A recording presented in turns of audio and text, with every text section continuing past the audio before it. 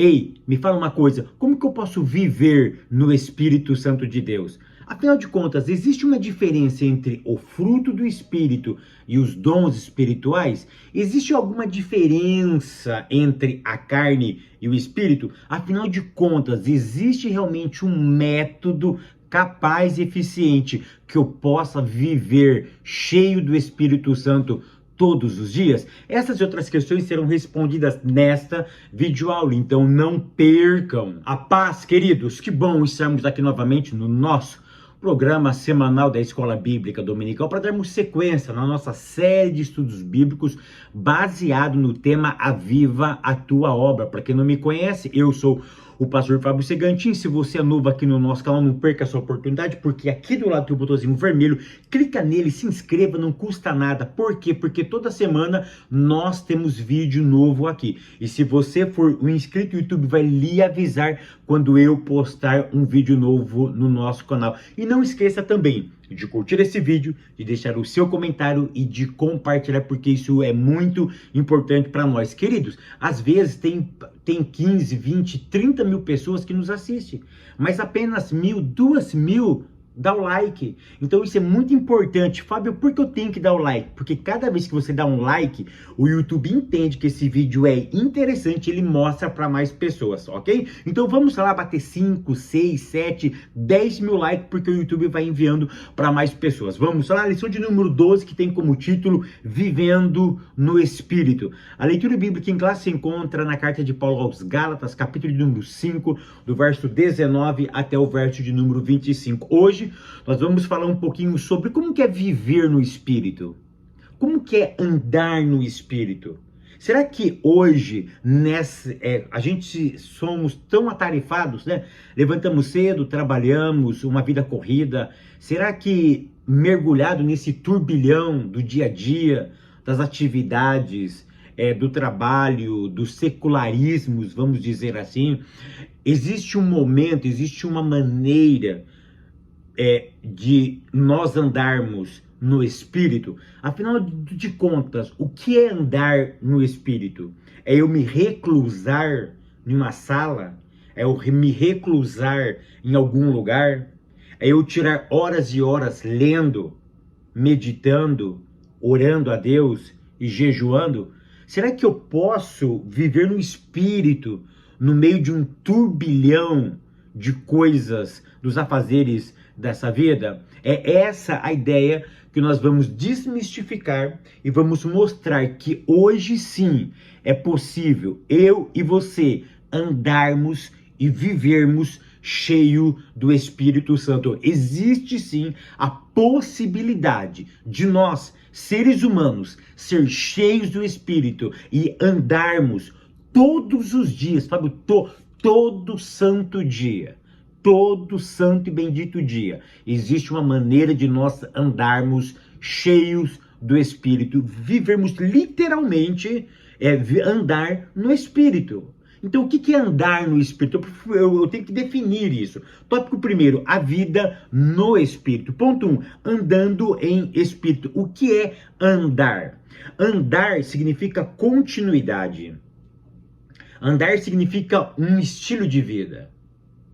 E já que eu sei que andar é um estilo de vida, como que eu ando em espírito? E o que é andar em espírito? Quando eu era jovem, nós íamos aos montes, orarmos, e os meninos subiam de olho fechado, porque ele nos informou, ele nos falava que andar em espírito indo ao monte era andar de olho fechado. E eu não era nenhum bobo naquela época, eu tinha 15, 16 anos de idade, eu subia para o monte com o olho aberto, com o olho fechado. Por quê? Com medo de bater em tronco de árvore, com medo de cair, né? Eu não conseguia entender que andar em espírito era fechar o olho. Porque eles dizem o seguinte, quando você fecha o olho para esse mundo, o olho espiritual abre. Parece uma verdade, mas não é isso que a Bíblia nos ensina. Então, o que é andar? Eu já expliquei. Andar significa estilo de vida. E andar como? Em espírito. Andar em espírito não é andar na emoção. Não é ser guiado meramente por um sentimentalismo, por uma emoção. O que é andar em espírito? É cumprir princípios das Sagradas Escrituras. Todas as vezes que eu cumpro um princípio, eu estou andando em espírito. Fábio, me dá um exemplo. Vou te dar um exemplo. Você precisa amar o seu inimigo. Você quer amar o seu inimigo? Baseado no teu sentimento, baseado na tua emoção, você não vai amá-lo. O seu inimigo, você tem a tendência de amaldiçoá-lo, de desprezá-lo, de não trazer ele para perto. A Bíblia diz para você amar os teus inimigos, é princípio.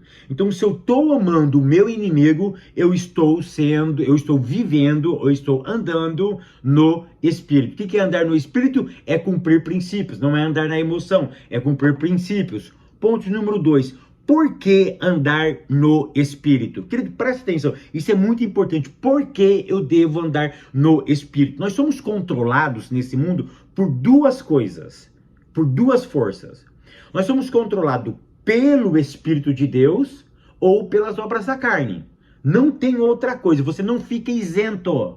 Se você não é controlado, se você não é guiado pelo Espírito, você é controlado, guiado pelas obras da carne. Não existe meio termo. Você não fica neutro. Você sempre tem alguém dominando a sua existência. Você sempre tem alguém puxando a sua corda. Então, por que eu devo andar no Espírito? Para eu não viver nas concupiscências do pecado. Para eu não viver pelos desejos desenfreados do pecado. É por isso que eu preciso andar no Espírito. Para que eu não seja controlado pelos desejos da carne. Então é por isso que eu preciso andar no Espírito. Mas a ideia principal é, você não está isento, você não está neutro, você sempre é guiado por alguma força. É espiritualmente de Deus ou espiritualmente do maligno. Você precisa tomar essa decisão. Essa decisão é tua. É você que escolhe quem vai guiar a sua própria existência. O Espírito de Deus ou o Espírito deste mundo. Ponto terceiro. Como então andar em espírito? Anota esse princípio. Não existe nada de novidade. Você tem que cumprir os velhos e bons princípios das Sagradas Escrituras. Não existe nenhuma novidade. Como que eu posso andar em espírito? Orando. Por quê? Porque oração gera intimidade. Intimidade gera autoridade. E quem tem autoridade, o mundo espiritual respeita. Então, como que eu vou andar em espírito? Orando, porque oração gera intimidade. Lendo Bíblia, porque a Bíblia me direciona. Ela diz para onde eu devo caminhar.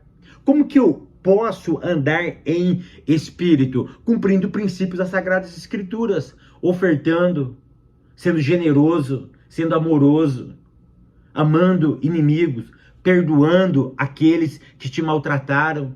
Ou seja, quando eu cumpro princípios, eu estou andando no Espírito. Não existe novidade, não existe uma bola mágica, não existe algo novo. O princípio já foi estabelecido. É só eu cumprir o que está escrito que eu vou viver uma vida plena, uma vida no andar do Espírito Santo de Deus. Tópico segundo, o confronto entre a carne e o Espírito. Ponto 1. Queridos, é tão interessante que existe uma luta entre nós, ou em nós, entre a carne e o Espírito. Isso é muito clássico, tá? E para nós falarmos disso, você precisa entender algumas coisas. Primeira coisa que você precisa entender, ponto 1, carne e Espírito. Essa luta só vai existir, eu até escrevi isso nesse livro meu aqui, ó, tá? Eu escrevi esse livro, modelando o caráter, 9 virtudes para ter uma vida transformada. Eu pedi para que o editor fizesse uma capa, é um ser humano, com o ser humano, a cabeça de um homem, tá? Com um ser humano de braços abertos. Olha que interessante, ele está com os braços abertos, dizendo o seguinte, agora eu sou livre. Por quê?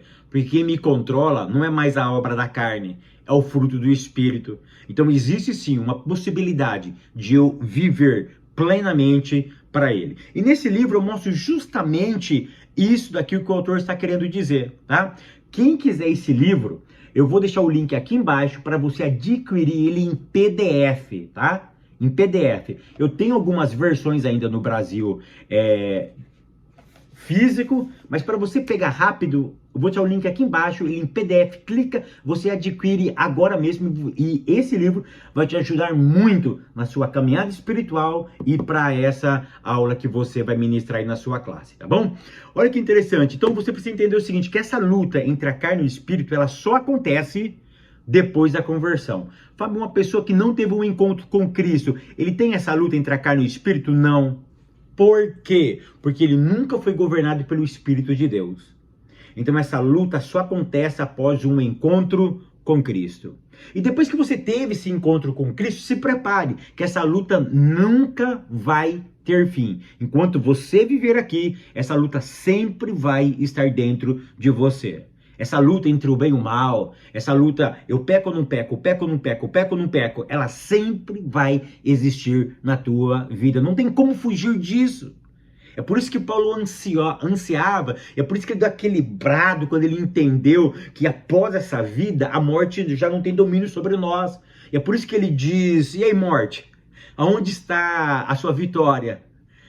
E agora, você não tem mais domínio sobre mim, você não impera mais sobre mim, agora você não tem mais esse direito de lutar dentro de mim, e eu não vou ficar mais lutando com você para agradar o meu Deus, agora eu estou eternamente livre. O que é corrupto se revestirá da incorruptibilidade, e o que é mortal se revestirá da imortalidade. Tragada foi a morte na vitória. Querido, isso é profundo. Então, nós sempre, então, presta atenção, a luta só vai ter luta depois de um encontro com Cristo. Após esse encontro, sempre vamos viver ou vivenciaremos essa batalha dentro de nós. Ponto 2, as obras da carne. O que é obras da carne? Presta atenção, as obras da carne é o despertar da natureza humana. É o despertar do velho homem. É a pecaminosidade que está dentro de nós, morta. Morta não, inerte, inoperante. E quando eu alimento ela reaparece. Porque quando nós temos um encontro com Cristo, a velha natureza não é retirada de nós. Ela está dentro de nós. É por isso que Paulo vai dizer que eu preciso ser crucificado todos os dias. Todos os dias eu tenho que matar o velho homem. Como que eu mato o velho homem? Não alimentando. Você quer matar uma pessoa sem usar mecanismos cruéis? Deixa ela sem comer. Deixe uma criança ou um ser humano sem alimento. O que vai acontecer? Ele vai morrer. É igual à velha natureza. Para de alimentar a velha natureza. Para de assistir coisas que não deve. Para de ouvir coisas que não deve. Para de alimentar a sua velha natureza. E comece a alimentar o teu espírito. Ouve somente hinos espirituais. Lê somente a palavra de Deus. Leia somente bons livros. E seja em contato com pessoas. Ore constantemente, jejue, alimenta o teu espírito, que você vai mortificar a sua carne. Então quem é que vence essa batalha? Quem você mais alimenta. Então o que são as obras da carne? É o despertar do velho homem. E eu preciso não despertá-lo. Eu preciso deixar, é função minha, deixar ele apodrecendo. É função minha, deixar ele inerte. Eu não posso alimentá-lo, porque enquanto eu estiver alimentando, ele vai ressuscitando. E quanto mais comida eu dou para ele, mais forte, mais poderoso ele fica. Tópico 3º, o avivamento pelo fruto do Espírito. Querido, nesse livro, eu trabalho justamente sobre o fruto do Espírito, tá? E eu vou deixar aqui em cima também e aqui embaixo, todas as aulas minhas, aonde eu tenho cada vídeo meu, eu tenho vários vídeos. Eu tenho um vídeo somente para o amor, somente para a alegria, gozo, paz, longanimidade, benignidade, bondade, fé, temperança e domínio próprio. Ou seja, eu tenho vídeos para todas as 9 características do fruto do Espírito. O que você precisa entender nesse ponto é o seguinte, que, olha, ponto 1, o fruto do Espírito. Qual a diferença entre dons e fruto? Dom não salva. Fruto também não salva, mas todo salvo precisa ter frutos. Olha que interessante, tem pessoas que têm os dons, mas não são salvos. Olha que interessante. Dons só tem aqueles que estão dentro da igreja. Vamos pensar assim. O que eu estou querendo dizer é o seguinte, tem pessoas que estão dentro da igreja, comungam conosco, são usados em dons espirituais, mas eles não são salvos. Mas é impossível um salvo não desenvolver o fruto do Espírito. Outro detalhe, nem todos salvos terão dons, mas todos salvos desenvolverão o fruto do Espírito.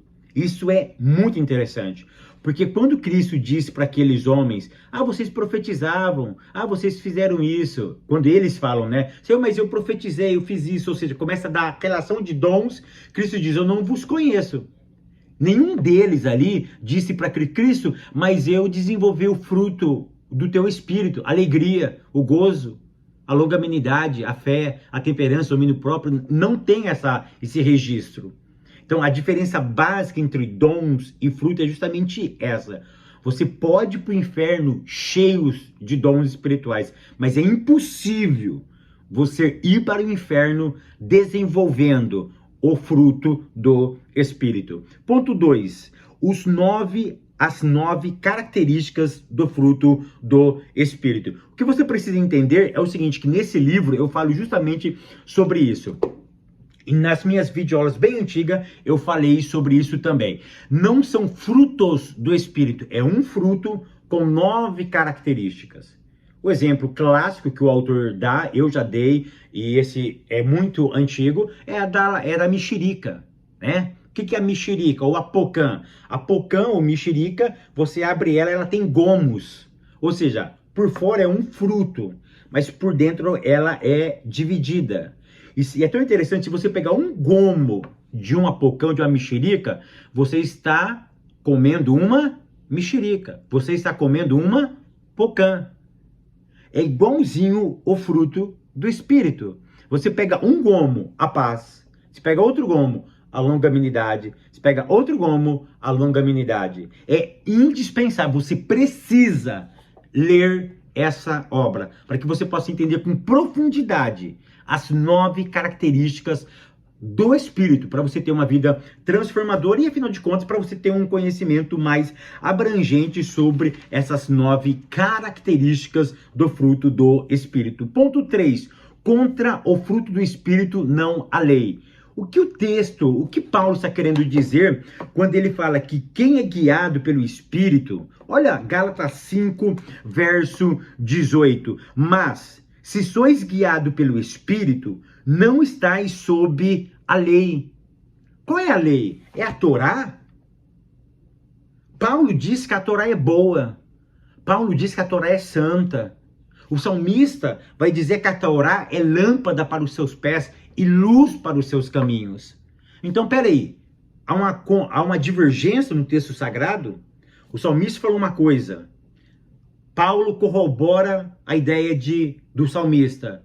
E agora Paulo é esquizofrênico? Em Romanos ele fala uma coisa, em Gálatas ele está dizendo outra coisa? Não, presta atenção. Ele está dizendo o seguinte, que quem é guiado pelo Espírito não está mais sobre as interpretações humanísticas dos textos sagrados.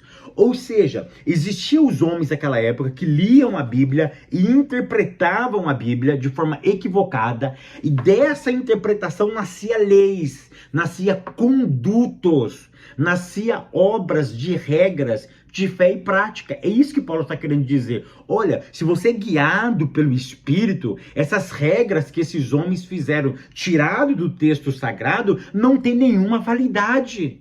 Por quê? Porque o Espírito já libertou vocês. Vocês não podem ficar presos a regras e domínio humano, porque o Espírito Espírito de Deus já libertou a vida de vocês. É justamente isso que Paulo está querendo dizer, que o Espírito de Deus, ele é capaz de nos desvencilhar, de nos libertar de qualquer regra humana que impeça de nós caminharmos em direção à sua santa e bendita presença. Que o Eterno continue te abençoando, te prosperando, te guardando. Eu te espero no próximo vídeo, querendo Deus.